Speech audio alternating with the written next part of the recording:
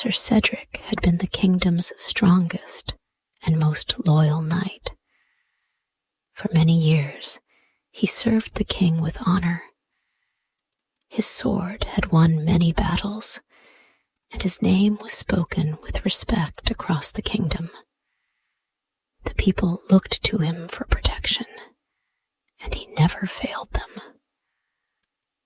But after a fierce battle at Blackstone Hill, Sir Cedric returned home wounded. His once sharp sword and shining armor no longer seemed important to him. The wound to his arm was deep, and the strength he had relied on for so long was gone. He could no longer hold his sword steady. The battle had taken everything from him. His heart, though still strong, was filled with a heavy sadness. The king called Sir Cedric into his chambers. The knight stood tall, though his movements were slower than before. "You have served me well, Sir Cedric," said the king, looking at him with a mixture of respect and pity. "But your time as a knight has come to an end. The battles are over, and your injuries are too great to fight again." Sir Cedric bowed his head.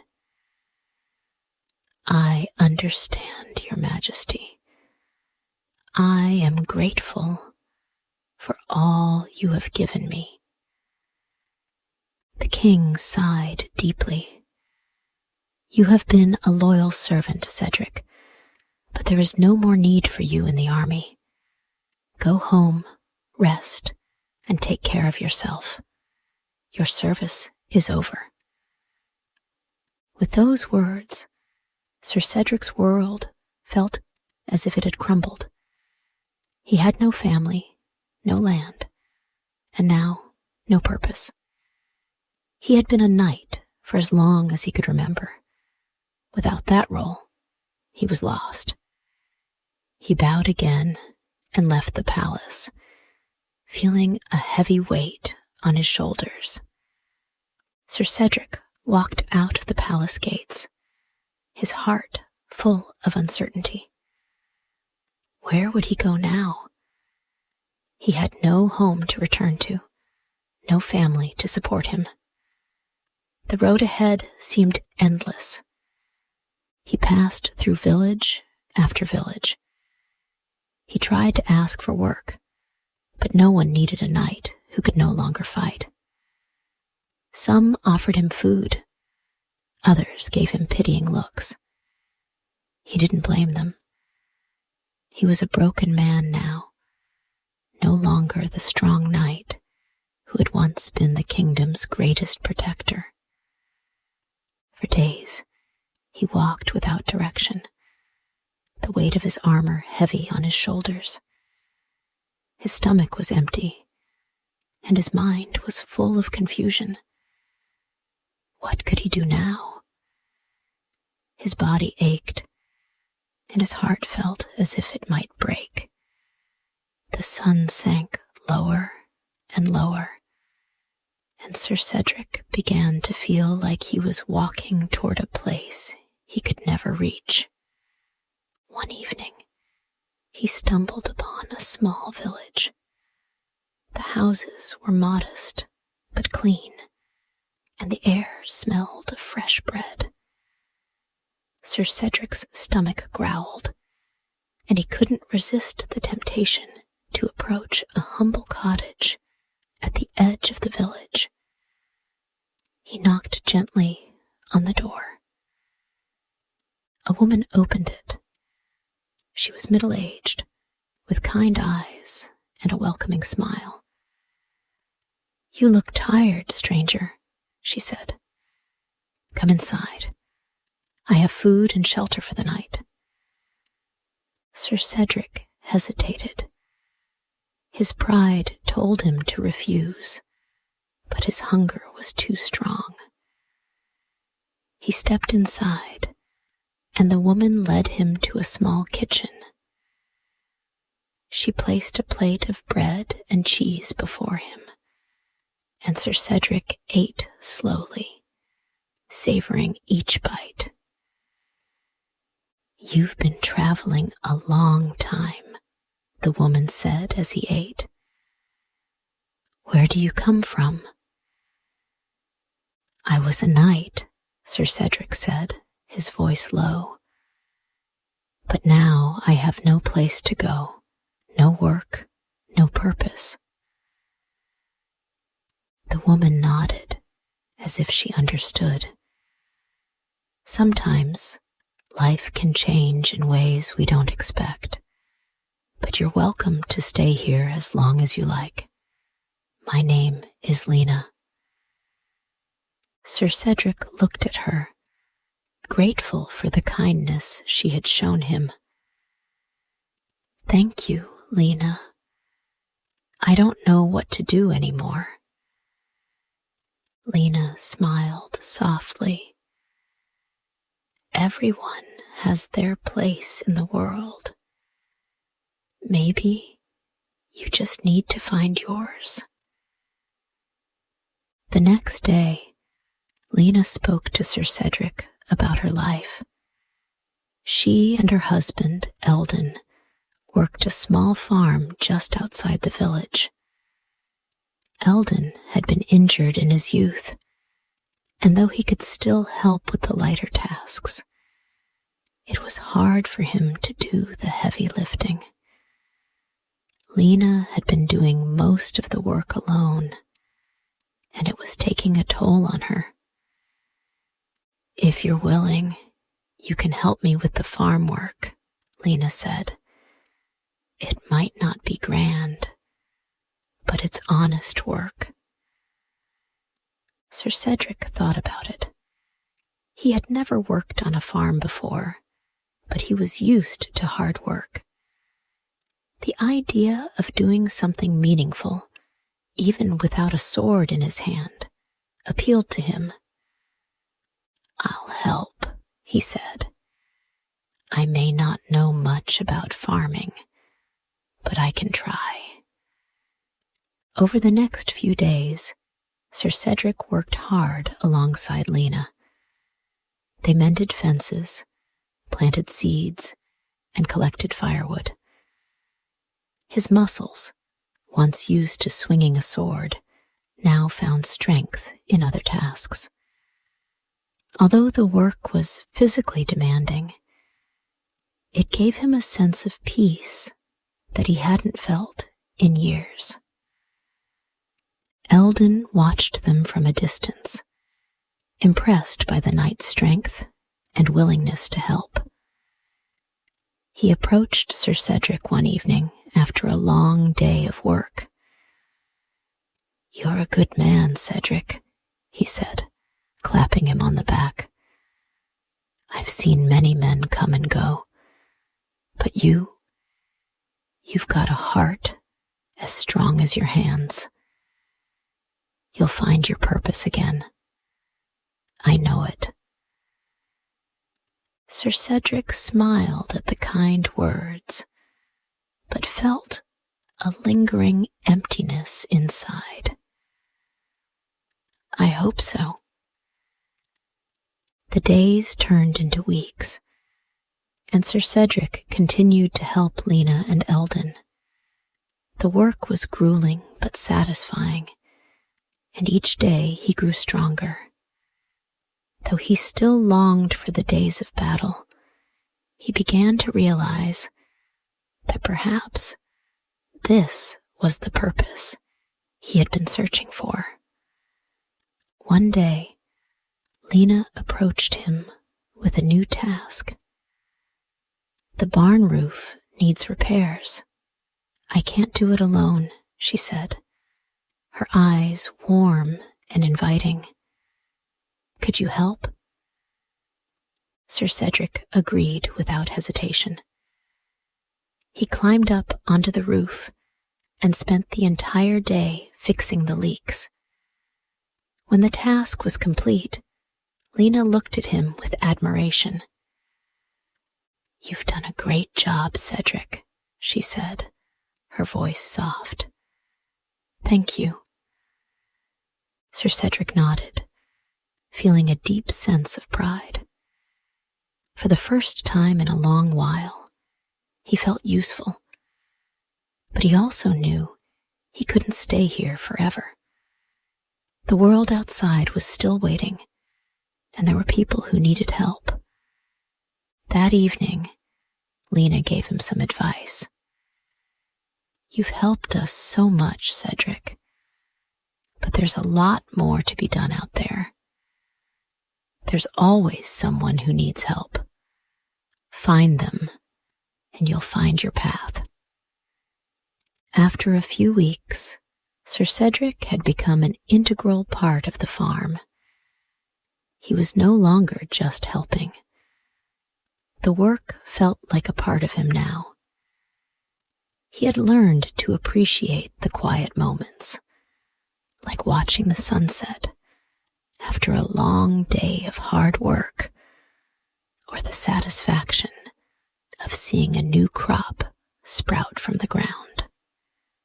One morning, as the air was still cool with the remnants of dawn, Lena approached him with a new task.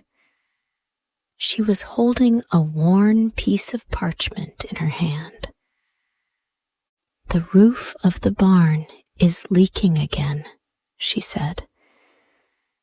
"It's been holding up for a while, but now it needs more work.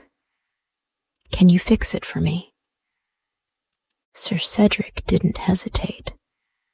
"I'll get it done today," he replied, his voice steady.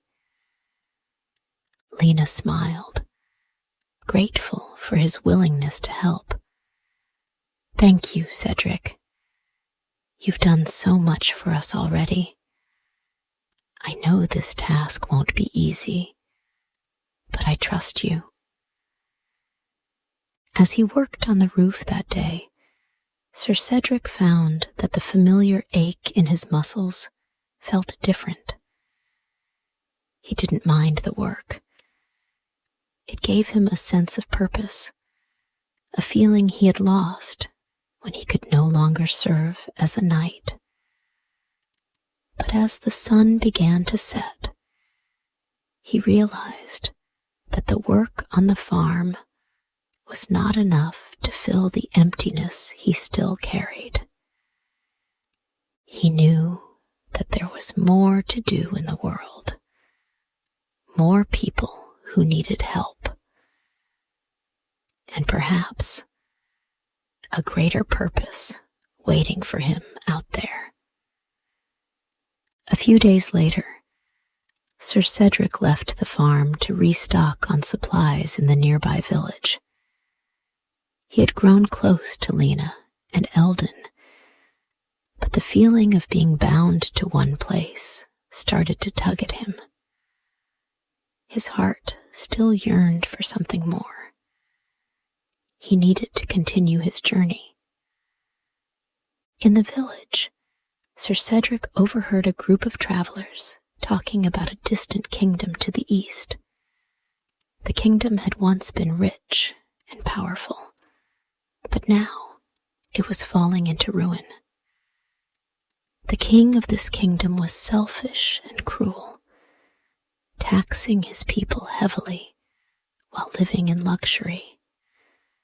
The people were suffering, their lives full of hardship and sorrow. The more Sir Cedric listened, the more he felt the pull of this kingdom's plight. He knew that his strength and skills, though different from before, could be of use. Perhaps this was the purpose he had been searching for, the chance to help those in need, to fight for justice once more. "I must go," Sir Cedric said to himself. "I cannot ignore the suffering of others." The journey to the kingdom was long and tiring, The roads were rough, and the land seemed barren, as if even the earth had lost its life. When Sir Cedric finally arrived, he saw a place that had once been beautiful, but was now full of sadness. The streets were empty, and the houses were falling apart. The people walked with their heads down, their faces tired and worn. Sir Cedric knew something had to be done. He spoke to the villagers, asking them about their lives and the king's rule. They told him of their hardships, how the king took everything, leaving them with nothing. The farmers worked hard, but their crops were taken. The merchants traded their goods, but the king taxed them until they had nothing left. The people were suffering, and there seemed to be no way out. Sir Cedric's anger grew as he listened. This was not the way a kingdom should be ruled. The people should have a voice, and they should not live in fear of their king. "I cannot stand by and do nothing," Sir Cedric said. "I must help these people." He decided to go to the palace and speak to the king. He would find a way to change things. The palace stood in stark contrast to the rest of the kingdom. Its walls were made of stone, and the gates were tall and golden. Inside, the king sat on his throne, surrounded by wealth and luxury. He was a man who had everything, but seemed to care little for those who served him. Sir Cedric entered the palace, his armor gleaming in the sunlight. He made his way through the grand halls until he stood before the king. "Your Majesty," Sir Cedric said, bowing his head slightly, "I have heard of the suffering of your people. Why do you take so much from them? They work hard every day, and yet they have nothing to show for it." The king, sitting comfortably on his throne, looked down at Sir Cedric with a sneer. "The people should be grateful for what they have," he said, his voice cold. "They are lucky to live under my rule. If they are hungry, it is their own fault." Sir Cedric's fists clenched at his sides. "No, Your Majesty, it is not their fault. You take from them and leave them with nothing." The king shrugged. "It is the way of the world. Some must rule, and some must serve." Sir Cedric could feel his blood boiling. He had heard enough. "This is not right. You are abusing your power, and the people are paying the price for it. It has to stop." The king's eyes narrowed. "You are just a knight, a man of no importance. You think you can change things here? I will not listen to you." But Sir Cedric was not afraid. He had nothing left to lose. He stood tall and looked the king in the eyes. "I will not stand by while your people suffer. I will fight for them if I must." Now, from this point, the story will be continued in the next part.